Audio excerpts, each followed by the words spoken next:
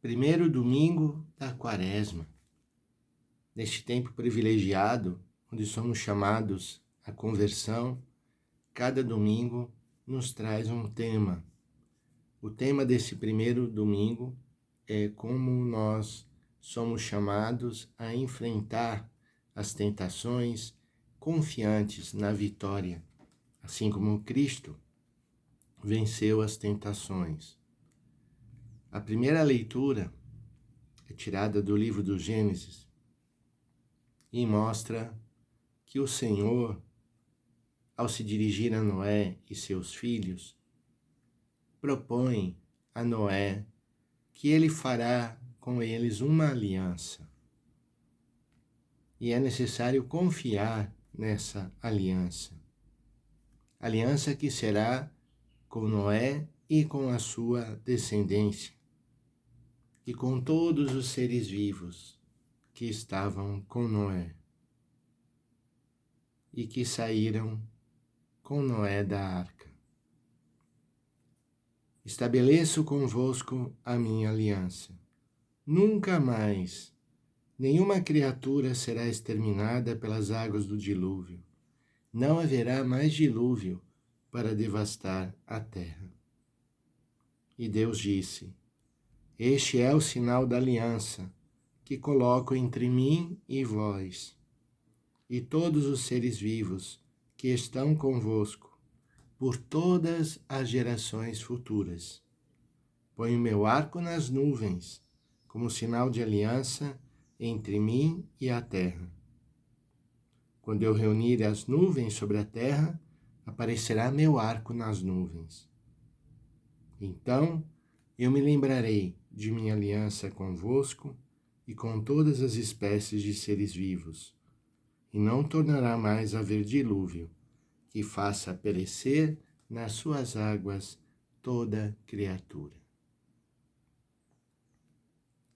Portanto, todo esse caminho quaresmal que nós vamos percorrendo na direção da ressurreição do Senhor é marcado por esse sinal de uma aliança que permanece sempre.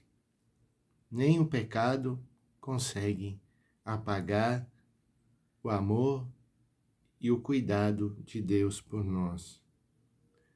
Na segunda leitura desse domingo, da primeira carta de Pedro, capítulo 3, 18 a 22, ele escreve assim: Cristo morreu uma vez por todas, por causa dos pecados, o justo pelos injustos, a fim de nos conduzir a Deus. Sofreu a morte na sua existência humana, mas recebeu nova vida pelo Espírito. No Espírito ele foi também pregar aos espíritos na prisão, aos que foram desobedientes antigamente, quando Deus usava de longanimidade nos dias em que Noé construía a arca. Nesta arca, umas poucas pessoas foram salvas por meio da água. A arca corresponde ao batismo, que hoje é a vossa salvação. Da mesma forma que, passando pelo dilúvio, Noé e aqueles que estavam com ele na barca vivem agora uma nova existência, nós cristãos somos chamados nesse caminho quaresmal a também podermos empreender uma vida nova, libertados pela graça de Deus.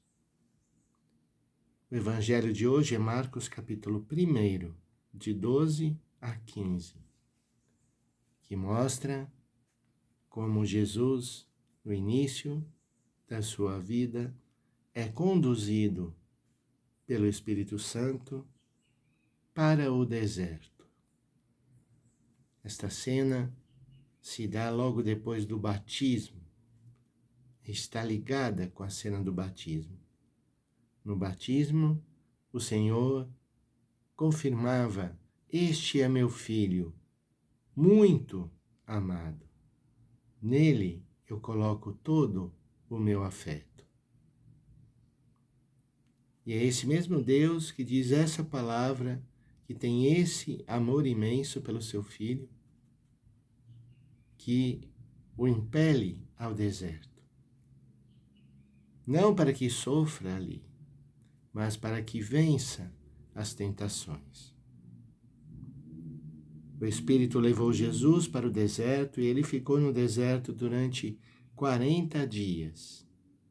Aí foi tentado por Satanás.